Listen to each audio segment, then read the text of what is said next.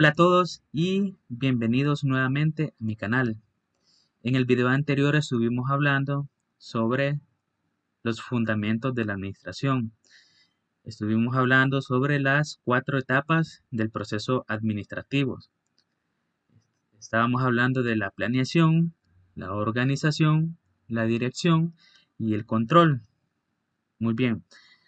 Ahora en este video que estamos a punto de comenzar, nos vamos a centrar en las personas que hacen que todo el proceso administrativo funcione de la manera correcta.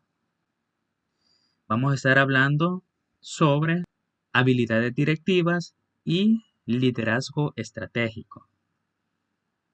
En este momento voy a poner mi presentación y espero les guste. Muy bien amigos, vamos a estar hablando, como les mencionaba, de habilidades directivas, competencias gerenciales y liderazgo estratégico. Mi nombre es Iván Lara, soy estudiante de la licenciatura en Administración de Empresa de la Universidad Gerardo Barrios de San Miguel en El Salvador. Este proyecto, como les mencionaba anteriormente en el video anterior, nace con el propósito de cumplir mis horas sociales, ya que estoy a punto de finalizar mi carrera. De acuerdo, sigamos. Durante esta presentación estaremos hablando de las habilidades de Robert Kass, técnicas humanas conceptuales. Estaremos hablando sobre competencias gerenciales críticas, liderazgo estratégico en acción y inteligencia emocional y dirección. Un error muy común en el mundo corporativo y en el emprendimiento es pensar que un buen administrador solo necesita saber de finanzas y la verdad que no es así. No solamente necesita saber de procesos o logística. La realidad es que el verdadero éxito de una organización depende de la capacidad de sus líderes para guiar al talento humano, tomar decisiones bajo presión y anticiparse a los cambios del mercado. En esta clase desglosaremos las competencias gerenciales indispensables que todo directivo del siglo XXI debe dominar. Entonces, chicos, comencemos. Empezaremos por aquí. Eh, Vamos a definir qué son las competencias gerenciales. Antes de entrar en las habilidades específicas, dejemos claro qué es una competencia gerencial. Una competencia no es simplemente tener un título universitario o acumular años de experiencia. Es la integración perfecta de 3 elementos: los conocimientos teóricos, las habilidades prácticas para aplicar ese conocimiento y las actitudes o comportamientos éticos necesarios para guiar a otros. En la alta dirección no basta con saber qué se debe hacer. El verdadero desafío radica en saber cómo ejecutarlo a través del equipo y cómo mantener la calma ante la incertidumbre. Las competencias gerenciales son el motor que asegura la ventaja competitiva y la sostenibilidad de cualquier organización en el tiempo. Sabiendo esto, comencemos con el primer bloque analizando cómo se clasifican estas habilidades en la estructura empresarial. Bien, vamos a empezar hablando con el modelo de Robert Kass. El modelo de Robert Kass es un pilar fundamental en las escuelas de negocios. Kass descubrió que todos los gerentes necesitan 3 tipos de habilidades: habilidades técnicas, habilidades humanas y conceptuales. Sin embargo, la importancia de cada una varía drásticamente según el lugar que ocupes en la jerarquía de la empresa. En los niveles operativos o de supervisión, las habilidades técnicas son vitales. Es decir, niveles operativos o de supervisión, estamos hablando de habilidades que tal vez que aprendemos en nuestro puesto de trabajo, ¿verdad? Digamos, por ejemplo, un cajero puede tener la habilidad de manejar muy bien el efectivo, de contarlo rápidamente, eh, puede saber de sistemas, igual que un ejecutivo de negocios, puede ser de que sepa manejar los sistemas, las hojas de cálculo, sepa eh, manejar a los clientes, por ejemplo. Esas son habilidades técnicas. Entonces, conforme vas escalando hacia la gerencia media, las habilidades humanas se vuelven el puente que conecta toda operación. Cuando llegas a la alta dirección, las habilidades conceptuales toman el control absoluto. Vamos a desglosar una por una para entender cómo interactúan en la realidad y poderlas entender a cabalidad, ¿verdad? Que nos quede claro qué significa cada una de ellas. Por eso vamos a desglosar en la siguiente lámina. Bien, vamos a hablar sobre habilidades técnicas versus habilidades humanas. Primero hablemos sobre las habilidades técnicas. Estas representan el saber hacer. Es una disciplina específica. Es el dominio de un software, es el conocimiento de las leyes fiscales o la destreza para operar maquinaria. Son indispensables al inicio de cualquier carrera profesional, como les mencionaba anteriormente. Es una habilidad técnica el poder eh, manejar un microbús, digamos, en una empresa, una habilidad técnica conocer las leyes, como dice el ejemplo. Y otra habilidad podemos mencionar el manejo de programas de Excel, por decirlo así. Eh, una habilidad técnica puede ser adaptarse o aprender rápidamente a manejar los sistemas de una empresa, podría ser una plataforma. Esas son habilidades técnicas o, digamos, en un oficio, por ejemplo, un soldador tiene la habilidad técnica de elaborar un portón, una puerta, de soldar. Esas son habilidades específicas técnicas. Siguiendo, cuando asumes un cargo directivo, tu éxito deja de depender de lo que haces tú solo y se pasa a depender de lo que hace tu equipo. Ahí es donde entran las habilidades humanas. Esta competencia implica la capacidad de escuchar de forma activa, comunicar metas con claridad, motivar a las personas, resolver conflictos inevitables que surgen del día a día. Las habilidades humanas son las únicas que se mantienen con un 100% de importancia en todo y cada uno de los niveles de la organización.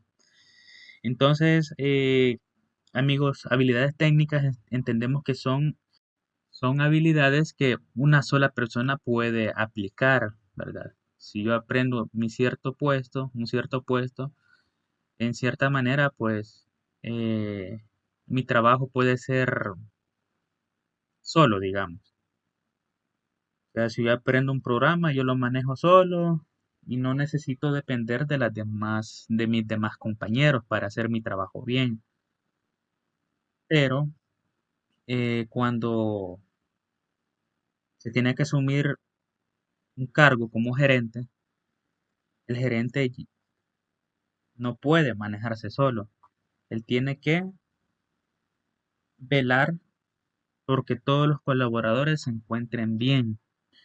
Y ahí es donde entran las habilidades humanas, porque un gerente tiene que tener la capacidad de interactuar eh, con las personas, motivarlos, dirigirlos y resolver problemas que día con día aparece eh, diferentes problemas, algunos repetidos, pero que de igual manera en el día a día van surgiendo y entonces aquí es donde no basta solamente tener habilidades técnicas, sino que habilidades humanas, porque hay que saber interactuar con las personas, saber negociar y saber conciliar, llegar a un acuerdo para solventar problemas y que ambas partes resulten beneficiadas. Entonces, una persona que solo tenga habilidades técnicas no va a ser capaz de solucionar un problema. ¿verdad? Porque una persona que tiene habilidades técnicas está enfocado en lo suyo, ¿verdad? En lo suyo, en lo que le corresponde solamente hacer a él, en sus tareas individuales. Y las habilidades humanas pues van más allá. Es tienen que tener un gerente habilidades interpersonales. A esto se refiere este punto. Pasamos a la siguiente lámina y aquí vamos a hablar de habilidades conceptuales, el pensamiento estratégico. En la cima de la pirámide organizacional encontramos el verdadero motor de los grandes directivos, las habilidades conceptuales. Esta competencia no tiene que ver con ejecutar tareas manuales ni supervisar el día a día. Se trata de la capacidad mental para analizar situaciones complejas y ver a la organización como un todo interactuado.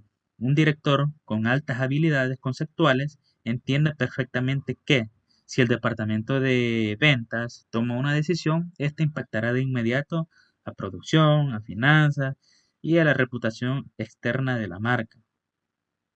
Es la habilidad de elevarse por encima de los problemas cotidianos para identificar patrones, anticipar tendencias del mercado y trazar el rumbo hacia el largo plazo de la compañía. O sea, esta habilidad conceptual está por encima de las dos habilidades que estábamos hablando anteriormente.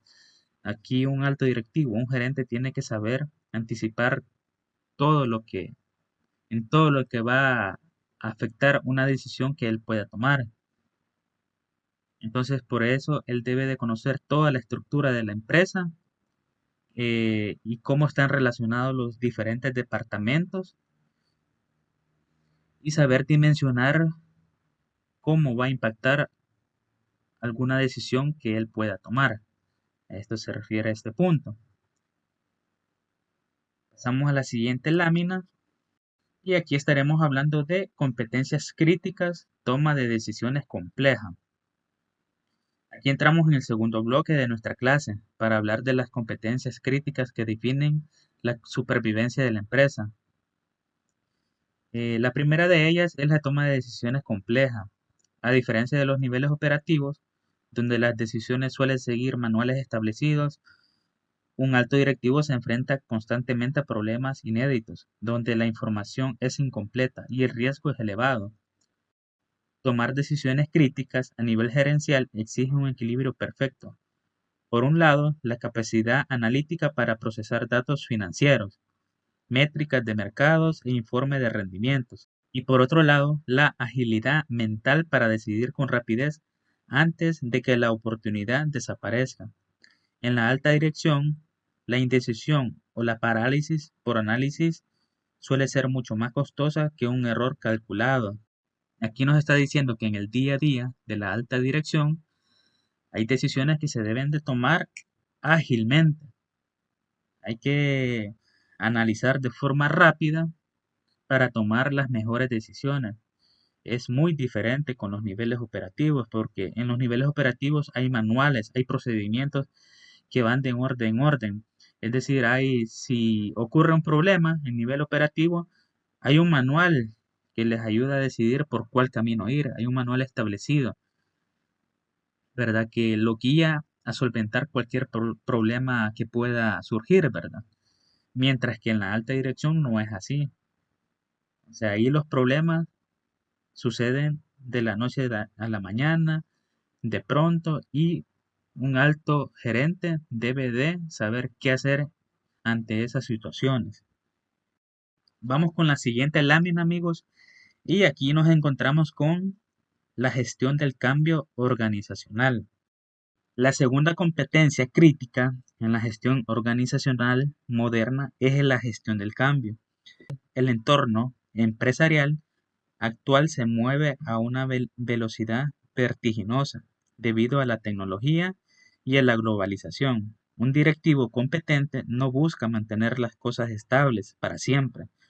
Al contrario, es el principal promotor de la transformación interna. Gestionar el cambio implica dos grandes tareas. La técnica, que es rediseñar los procesos y sistemas para adaptarlos a a la nueva realidad y la humana, que consiste en vencer la resistencia natural de las personas a salir de su zona de confort. Un líder estratégico comunica el propósito del cambio, de tal manera que el equipo no lo vea como una amenaza, sino como una oportunidad de evolución. La gestión del cambio, amigos, es un tema bien complicado. Lo digo por experiencia, porque anteriormente en cierta empresa que yo estuve elaborando, era muy notorio que cuando había un cambio, los colaboradores ponían resistencia a este cambio. Eh, ya de manera natural, como que los seres humanos nos resistimos al cambio, porque nos acomodamos a hacer las cosas de tal manera. Entonces, y nos acostumbramos y aprendemos a hacerlo de tal forma que cuando nos quieren dar una mejor manera de hacer las cosas por natural, las personas se resisten. Entonces, aquí es donde entra la habilidad del gerente, de un líder, de poder comunicar a los colaboradores de los nuevos cambios y que estos lo tomen de la mejor manera posible y que se adapten al cambio. Porque una cosa es el cambio técnico.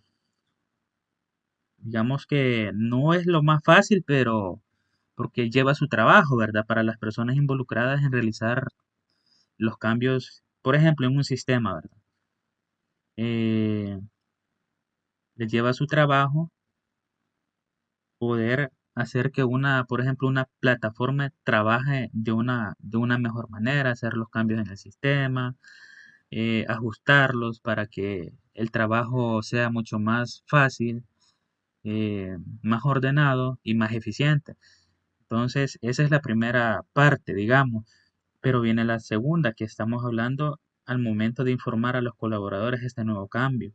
Ahí es lo verdaderamente difícil porque la mayoría se opone al cambio, porque están tan acostumbrados a trabajar de tal forma que ya no quieren adaptarse a una nueva forma de trabajar.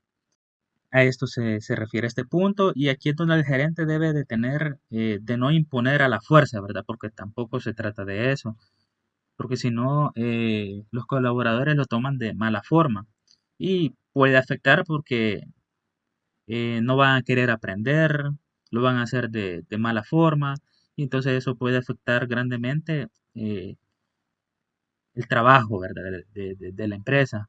Entonces, el gerente tiene que buscar la mejor manera de comunicarlo, de ponerlo en práctica y que los colaboradores se adapten al cambio.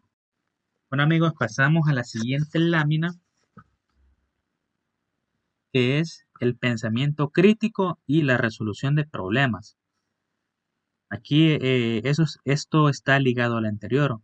Encontramos la competencia del pensamiento crítico. En las organizaciones abundan los sesgos, las opiniones subjetivas y las soluciones improvisadas.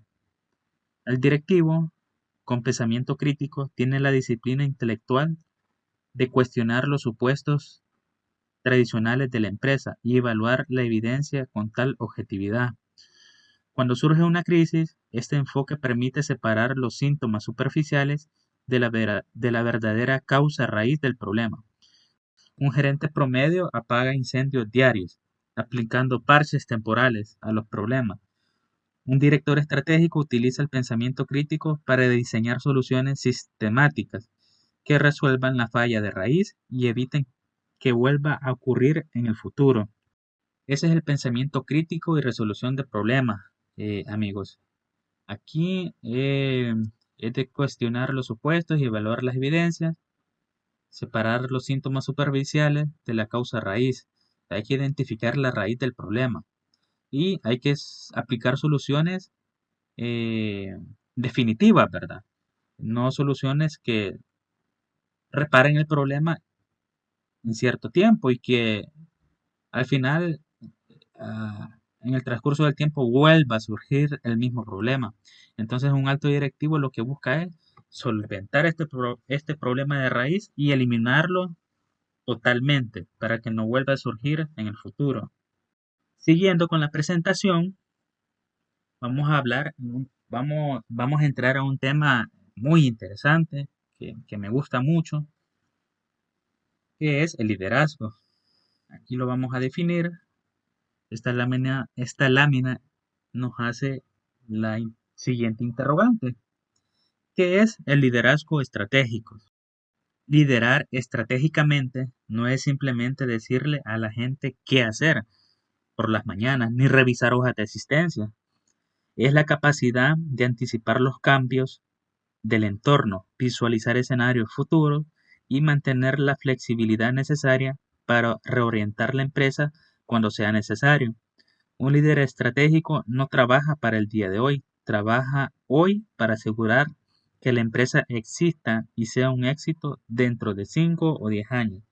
Su rol no es solo ser el héroe de la compañía, sino empoderar a los directores de cada departamento para que todos remen con autonomía, pero con la dirección exacta hacia la ventaja competitiva. Entonces, un líder, no es solamente aquel gerente que llega todas las mañanas y a darle órdenes a su gente y leer reportes. No es solo eso, sino que un líder debe de ser capaz de escuchar a su gente, de ser flexible, eh, de tener la visión y tener ese compromiso de que la empresa se mantenga en el tiempo y que ésta vaya creciendo poco a poco y que se mantenga, ¿verdad? Ese es el liderazgo estratégico.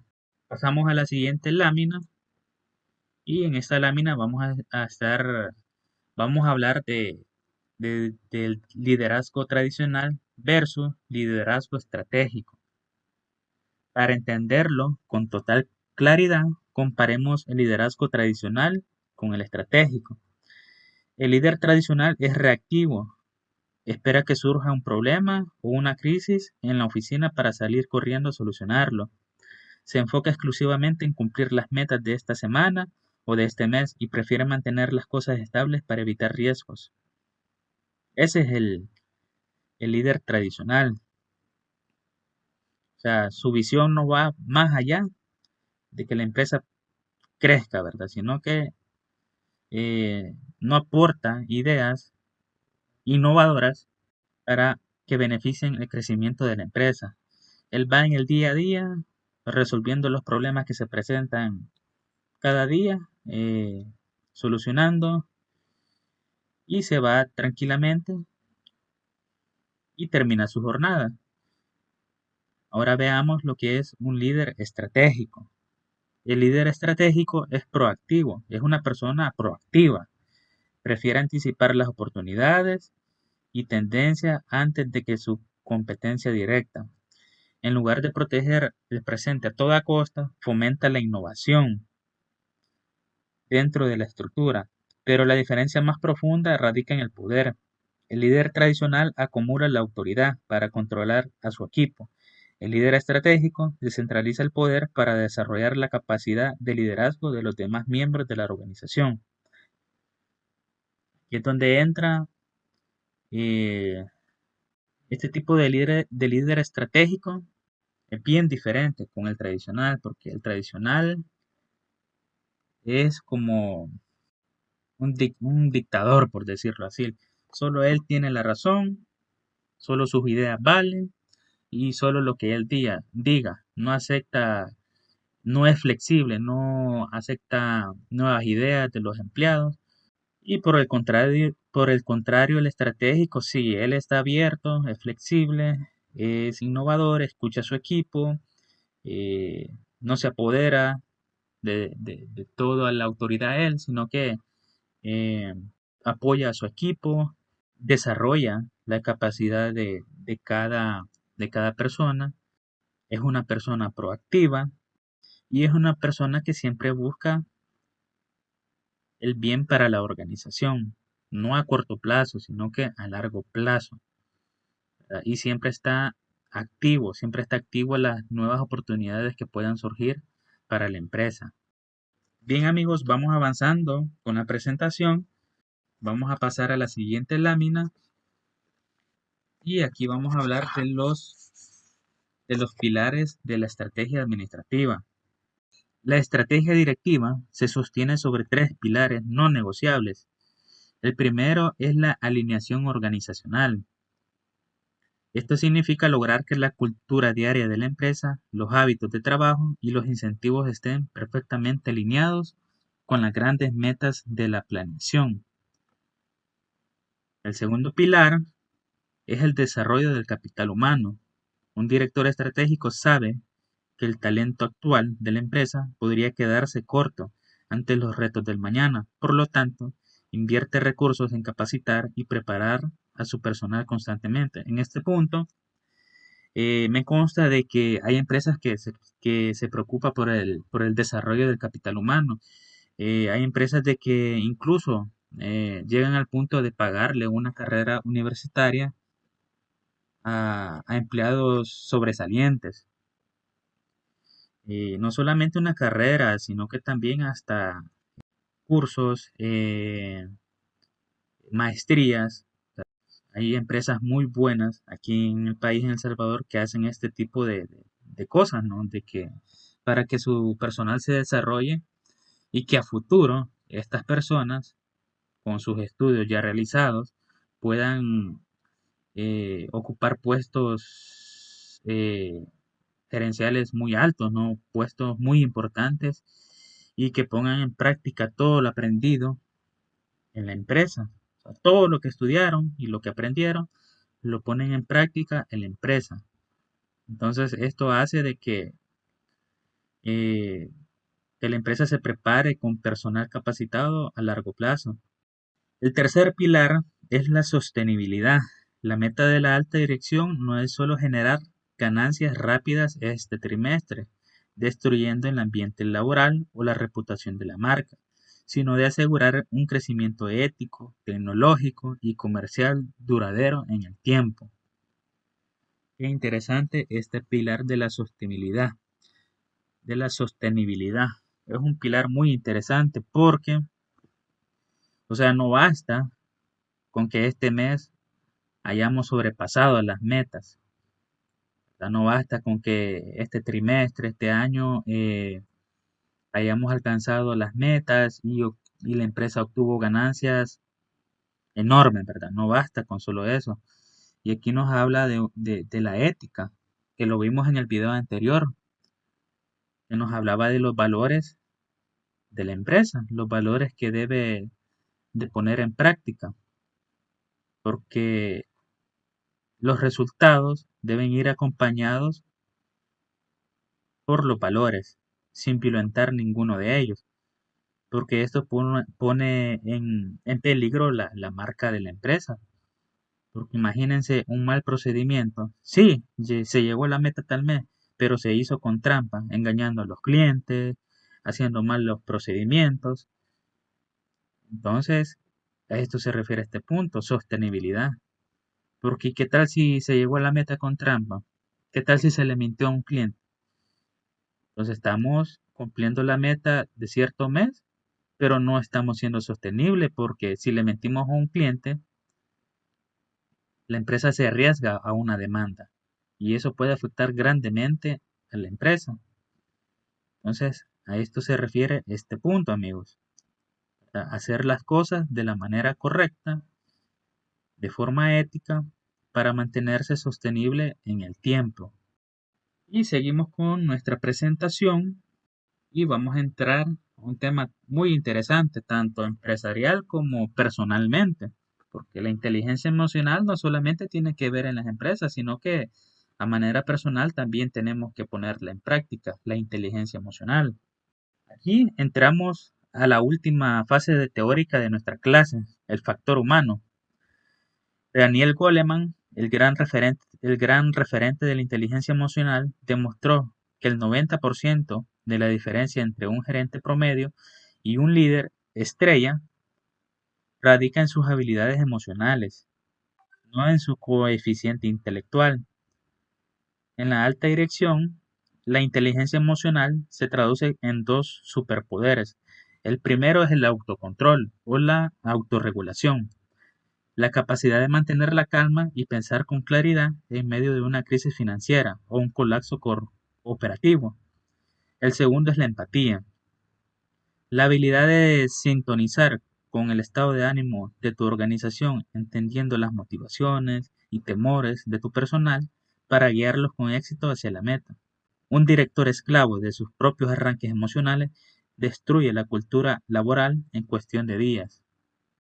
Es interesante, ¿no? La inteligencia emocional es una habilidad que todo gerente debe de tener, porque un gerente que no es empático no escucha a su equipo, no escucha a sus colaboradores. Y es,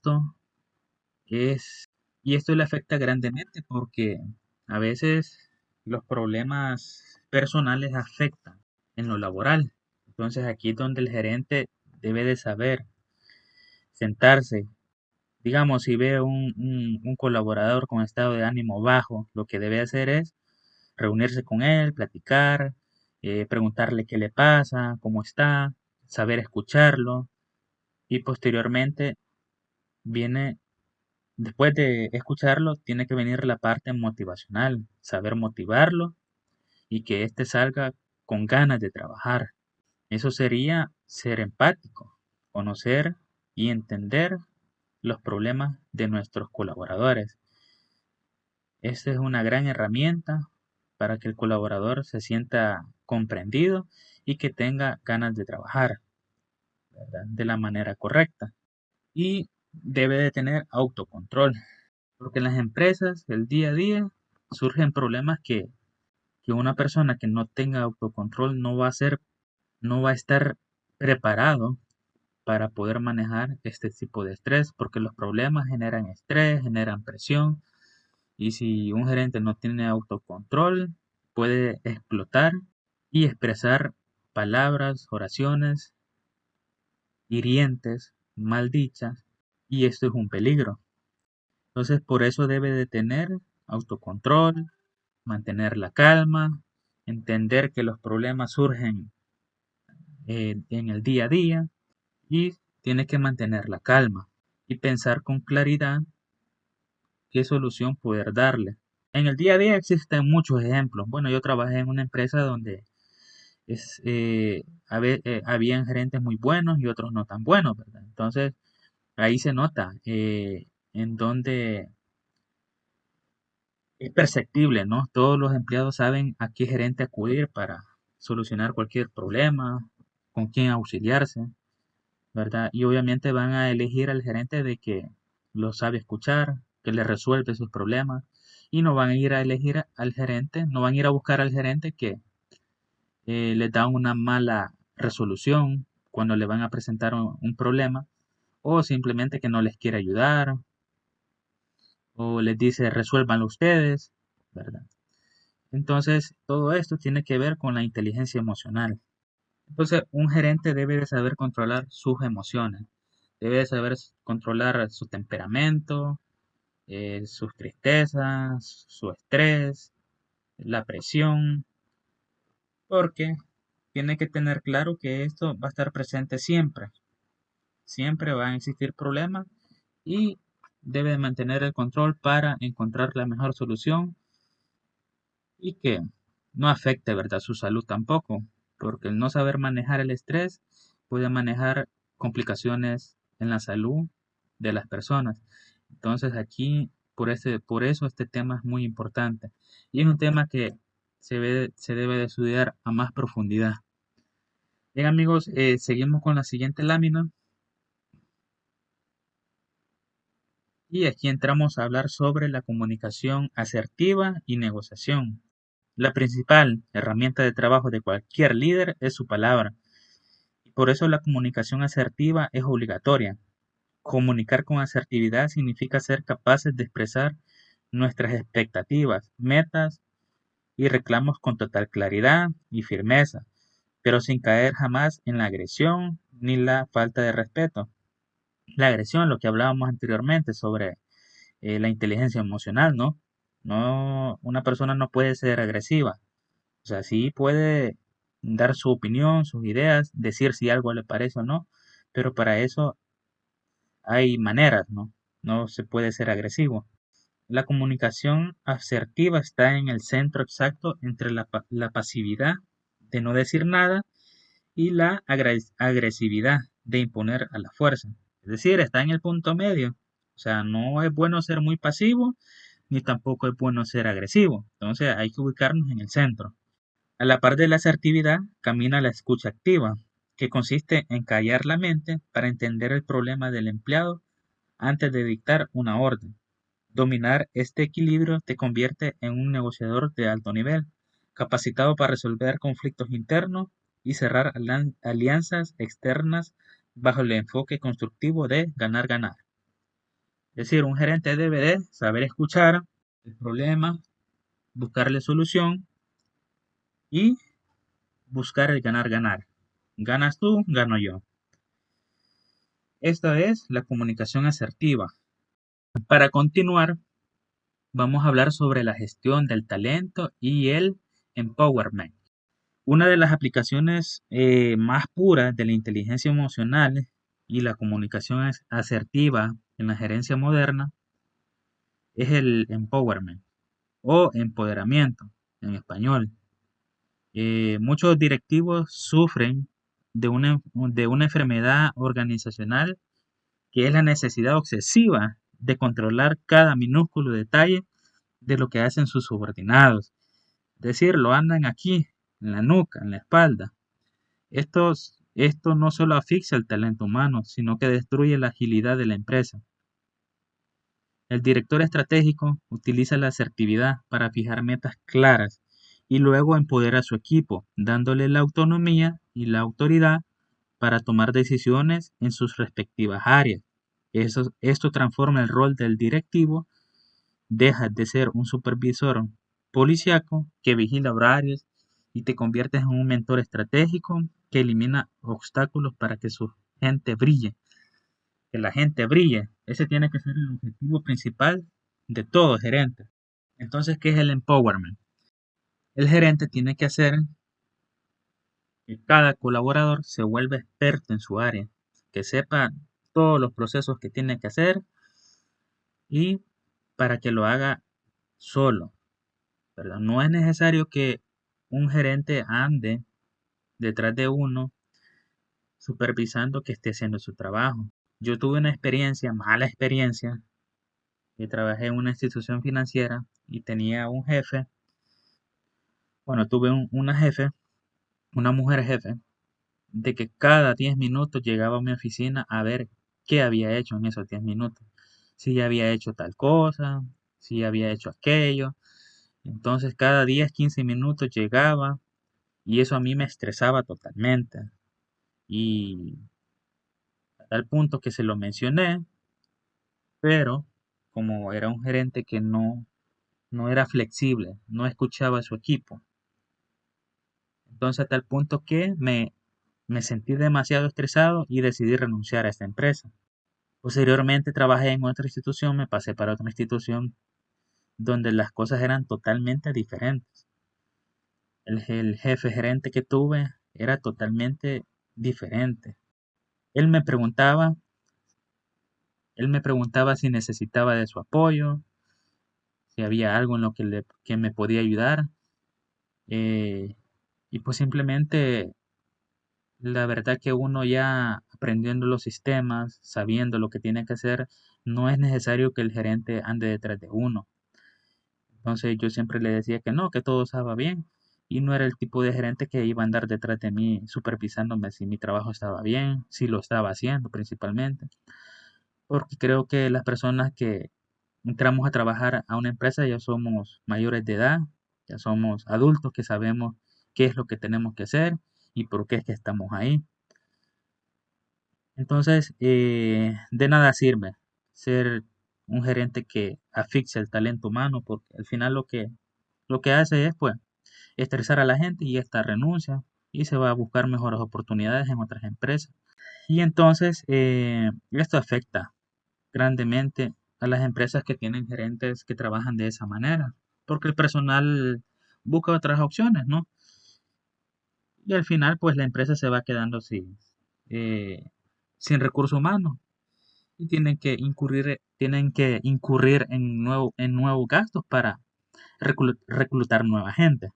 Entonces, esto es el empowerment. O sea, un empleado debe de aprender su trabajo, su puesto, a ser ordenado y tiene que tener la capacidad de trabajar solo, sin ninguna presión.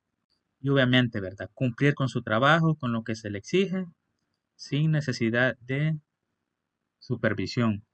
Bueno amigos, y de esta manera pues estamos concluyendo este video, estamos concluyendo el desglose completo. Acá, como resumen, hemos comprobado que las habilidades directivas son el verdadero motor de la gestión organizacional. Hagamos un repaso definitivo de las claves de hoy. Primero aprendimos que con el modelo de Robert Kass, que conforme ascendemos en la jerarquía, debemos transitar de las destrezas técnicas a las competencias conceptuales y a las estratégicas. O sea, vamos a ir paso por paso aprendiendo cada una de ellas. En segundo, analizamos que el día a día del directivo exige competencias críticas como el pensamiento analítico para tomar decisiones complejas y la flexibilidad para liderar la gestión del cambio. Lo que estuvimos hablando, la gestión del cambio, que es un tema bien complicado cuando hay algún cambio para mejor, ¿no? Entonces, estábamos hablando que la gente pues se resiste bastante al cambio y pues que eh, todo directivo debe tener esa habilidad, ¿no? De saber tomar decisiones, de analizar, de tener pensamiento crítico, analítico, y pues a la vez debe de ser flexible y escuchar a su gente, ¿no? Y como tercero, definimos que el liderazgo estratégico no reacciona ante las crisis. O sea, nada de que se va a poner nervioso ni nada ante las crisis porque un líder debe de anticiparse a lo que puede suceder en el mercado en el futuro. Y pues así pues tener una ventaja competitiva. Y finalmente entendimos que ninguna estrategia funciona sin inteligencia emocional. La inteligencia emocional en las organizaciones es de suma importancia. Es un tema para dedicarle una clase completa. Y también hablamos sobre la comunicación asertiva y la capacidad de empoderar a nuestro equipo de trabajo.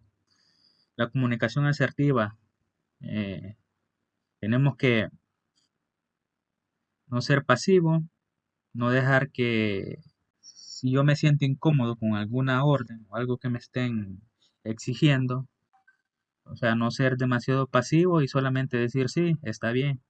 No, si hay algo que no me parece, debo de saber comunicarlo, pero de la mejor manera.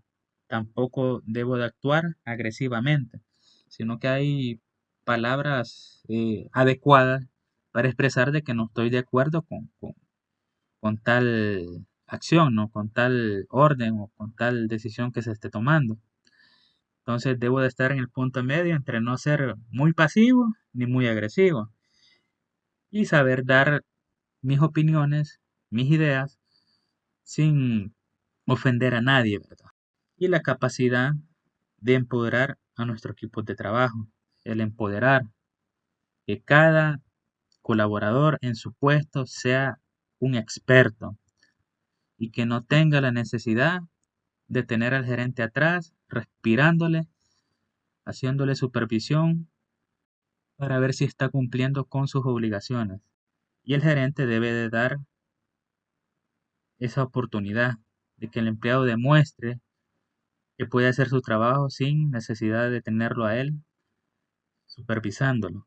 Porque esto de verdad que, por experiencia lo digo, es incómodo. Es incómodo. Entonces el gerente debe de darle esa confianza a su personal, ¿verdad? Y estar para ahí, estar para ellos, ¿verdad? Si necesitan algo. Y llegamos al final de este video. Les agradezco muchísimo por haberme acompañado a lo largo de este video. Estudiar estos temas a fondo pues demuestra el compromiso que tenemos sobre nuestro crecimiento profesional.